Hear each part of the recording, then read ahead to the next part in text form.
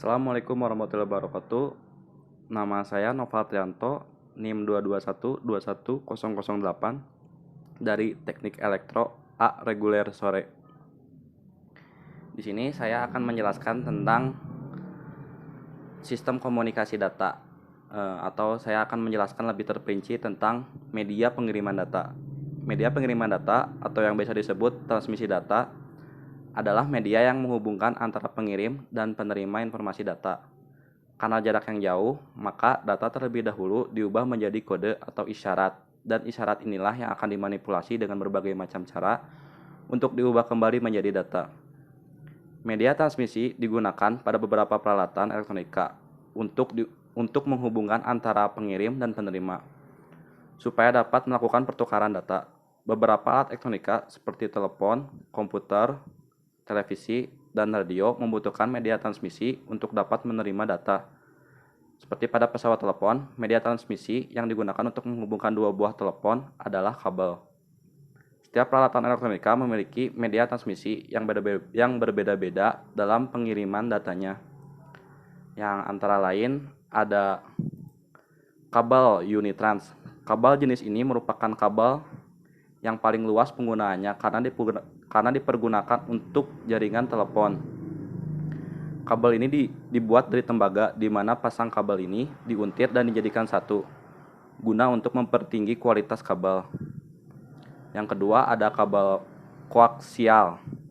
Pada jenis ini, kabel utama yang terbuat dari tembaga akan dikelilingi oleh anyaman halus kabel tembaga lainnya, dan diantaranya terdapat isolasi. Dari sudut harga juga, kabel ini tergolong lebih mahal. Yang ketiga ada fiber optik atau serat optik.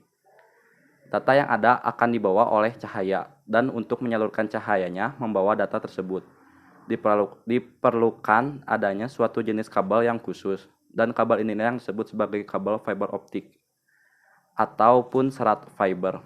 Fiber optik terdiri atas suatu gelas fiber yang tipis dan dapat dipergunakan untuk menyalurkan data dalam jumlah dan kecepatan yang sangat tinggi. Yang keempat ada gelombang radio AM. Sinyal yang berbentuk analog juga dapat ditransmisikan melalui udara, seperti misalnya gelombang radio AM radio yang merupakan singkatan dari amplitude modulation, dapat menangkap sinyal pada frekuensi yang sama dan dengan kekuatan dan amplitude yang dimilikinya. Dapatlah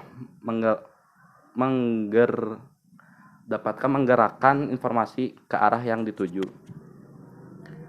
Yang kemudian pemancar radio FM atau stasiun televisi. Pemancar radio FM atau stasiun televisi juga dapat digunakan untuk menyalurkan gelombang analog. Selanjutnya ada radio komunikasi atau gelombang pendek. Dalam hal ini, radio komunikasi gelombang pendek banyak digunakan oleh kalangan tertentu, misalnya orari ataupun kepolisian. Juga dapat dimanfaatkan untuk membawa sinyal analog ke tempat yang dituju. Radio komunikasi gelombang pendek memiliki frekuensi yang lebih tinggi jika dibanding dengan frekuensi yang dimiliki oleh pemancar radio AM. Selanjutnya ada telepon seluler. Telepon seluler ataupun telepon genggam ataupun mobile yang bekerja pada frekuensi 825 hingga 890 MHz juga dapat dimanfaatkan sebagai suatu media transmisi komunikasi data. Selanjutnya ada gelombang mikro. Komunikasi data melalui gelombang elektromagnet udara yang paling banyak digunakan dengan gelombang mikro atau microwave. Cara ini dapat menjangkau jarak yang sangat jauh, sehingga banyak kalangan industri ataupun pribadi yang menggunakannya untuk memindahkan atau menyalurkan suara, video, maupun data komunikasi. Selanjutnya ada satelit.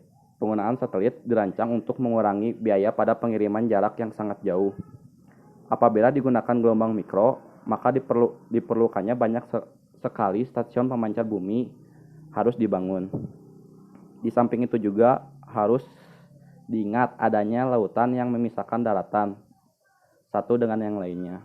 Dengan menggunakan satelit, maka permasalahan yang ada bisa diatasi. Satelit secara umum bekerja pada frekuensi antara 2 hingga 40 GHz. Di sini juga saya akan menjelaskan sedikit tentang sinyal dan digital. Sinyal analog dan digital. Sinyal analog adalah sinyal yang berupa gelombang elektromagnetik yang berbentuk sinusoida dan bergerak atas dasar frekuensi. Kerugiannya yang ditimbulkan pada sinyal analog, sistem pengiriman sinyal analog dapat dianalogikan mengirim air lewat pipa. Aliran pipa kehilangan tenaganya saat disalurkan melalui sebuah pipa. Semakin jauh pipa, semakin banyak tenaga yang berkurang dan aliran semakin melemah. Demikian pula, sinyal analog akan menjadi lemah setelah melewati jarak yang jauh. Selain bertambah jauh, sinyal analog juga memungut interfrekuensi elektrik atau noise dari dalam jalur kabel listrik.